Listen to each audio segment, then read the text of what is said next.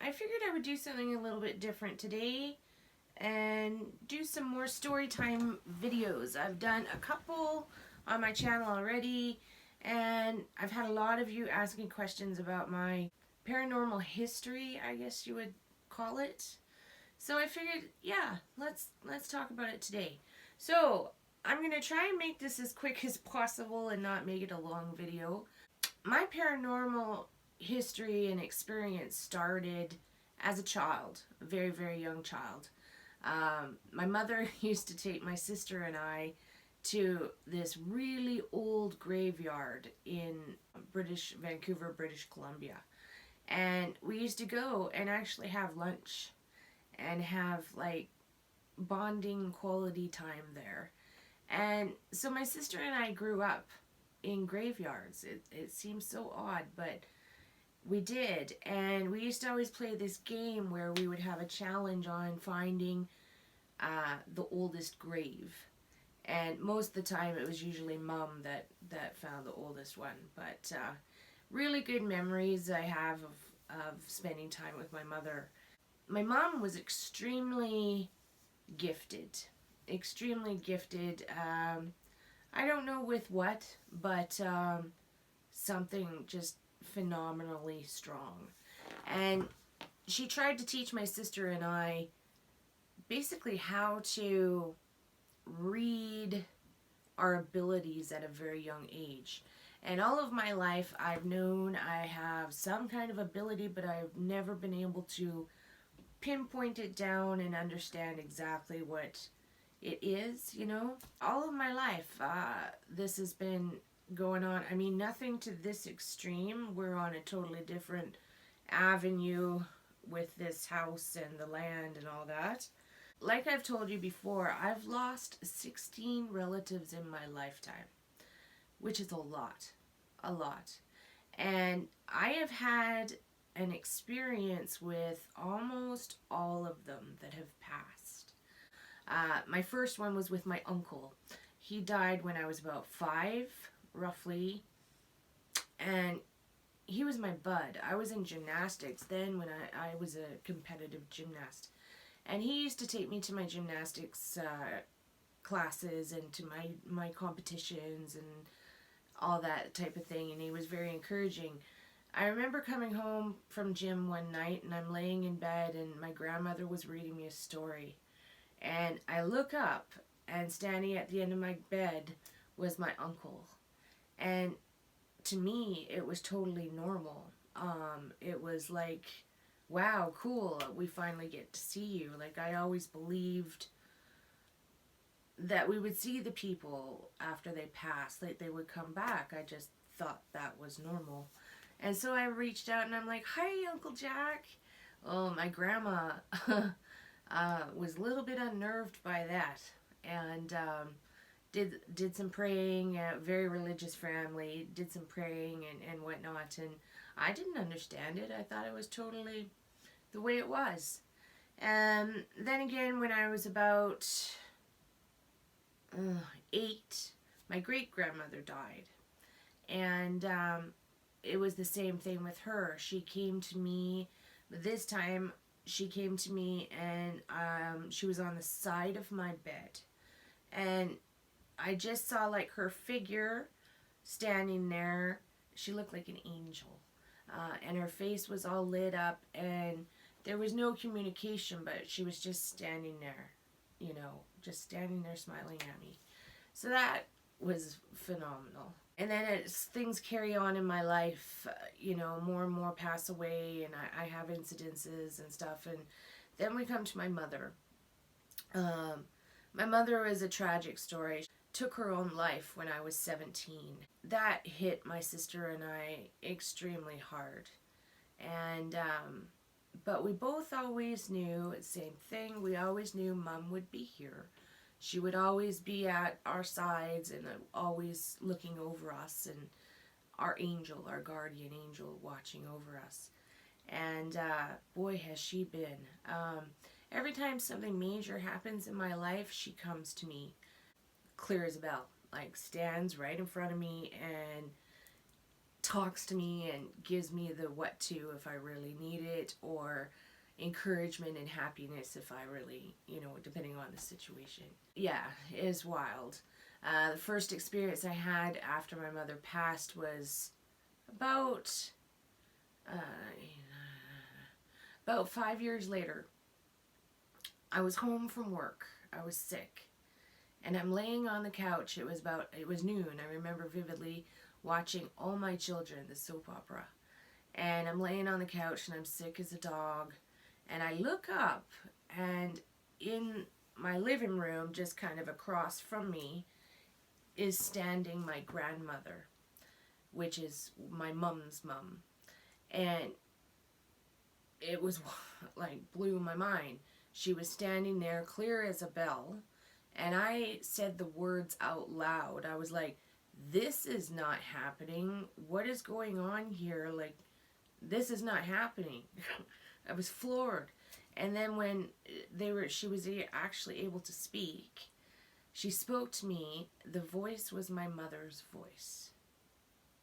So she came to me in my grandmother's body, but spoke through her. It was just wild. A forever long conversation with my mom. It was probably maybe not even 2 seconds. But I got a whole bunch of answers that I was looking for. She told me she loved me, to tell my sister she loved her, and it was just such a phenomenal gift. Phenomenal gift. And then so I always felt her with me. Like, she's actually on my right side. Every paranormal person or medium or psychic, whatever ability the person has, I've had everyone tell me that my mother is with me. That just feels really, really special. I have this story on my channel as well. If you want to look it up, it is my near-death experience I had with my hysterectomy. In 2004, I had a partial hysterectomy due to endometriosis. I could not wait to get it done. I was so tired of the endometriosis. So I'm laying in just my room. I'm still in my street clothes. I haven't changed it. As I'm laying there, a hand comes and strongly holds my shoulder, but very, so comforting and beautiful. And I looked, you automatically look. I looked to my side. There's nobody there, but the hand was there. And I knew right then and there that was Mom. And she was comforting me as I got ready for surgery. Then, during surgery or in post-op, I never did find out the information. I asked the hospital, I asked the doctors. None of it was on record, but I passed away during the surgery or in the after-op. I don't know when exactly, but I crossed over, and it was probably just for a split second, but it feels like eternity. It wasn't the typical tunnel story you hear. I don't remember a tunnel.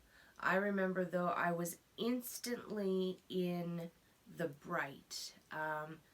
It's so bright, so beautiful. It was as if you were standing inside the sun, but doesn't hurt. It didn't burn your eyes. You could look all around you, and the feeling was phenomenal. There was no pain. It was joyful laughter, giddy, blissful. The best feelings your body could ever feel, and emotionally, it just wow. And I could hear my relative, and I remember seeing pillars. It was like we were going along a hallway of some sort, and pillars in my peripheral vision to each side of me. And on the left side of me, I could hear my relatives that had passed.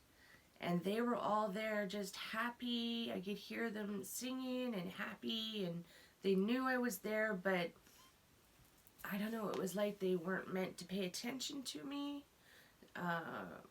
Yeah, maybe so I don't get distracted from what was happening to me. I had like 2 guardians or angels or something with me. There was one on either side. I can't visually see them, but I felt them. I knew they were there. In front of me was my mother. And then behind my mother was like this massive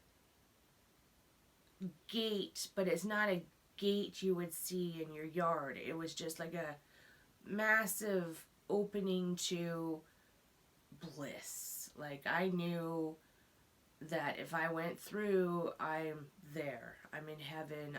It was phenomenal.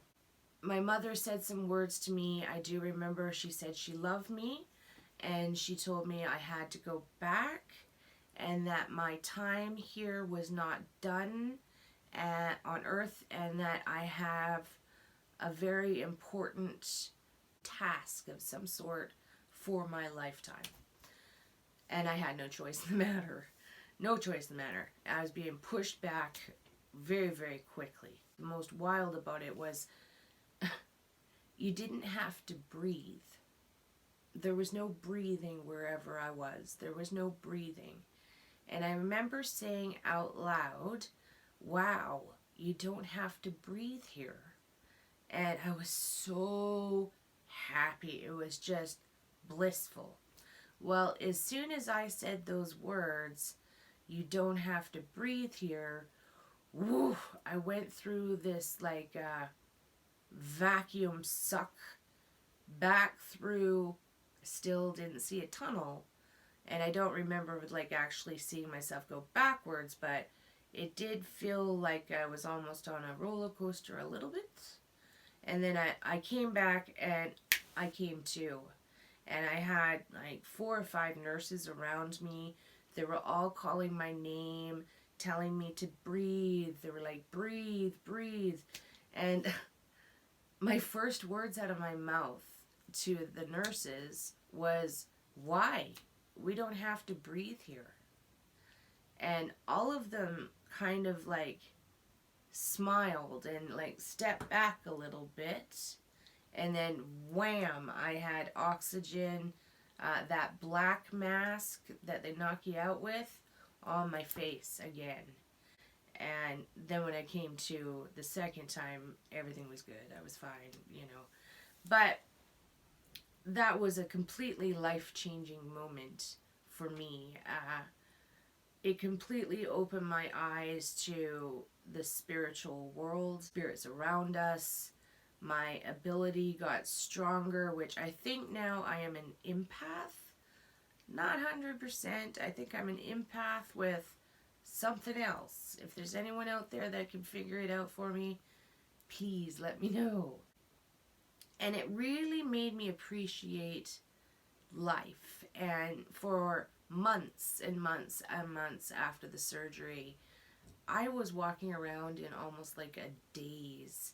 A quiet little daze inside myself. I was noticing flowers and trees, and everything just kind of slowed down for me, and I was really soaking in the elements of the environment around me and my loved ones and my family, and it was phenomenal. So ever since then, I don't know. It's like the spirits are, like many of you say, they follow me.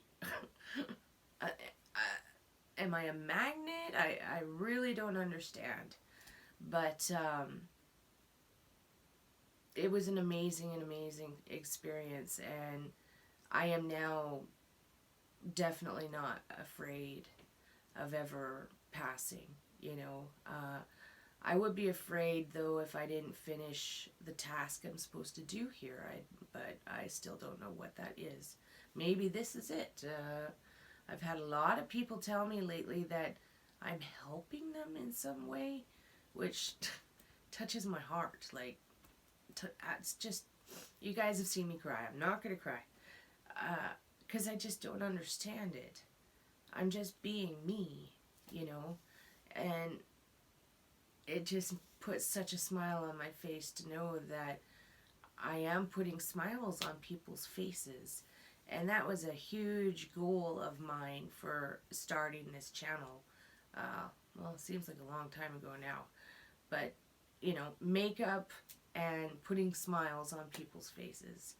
And then the whole paranormal started to happen in the house, which is going to be another story time. I'm going to make a timeline of the activity, what I think maybe have started it, because it's not just this house. We've had problems. I haven't said anything to anyone, but we had serious problems in our old house as well.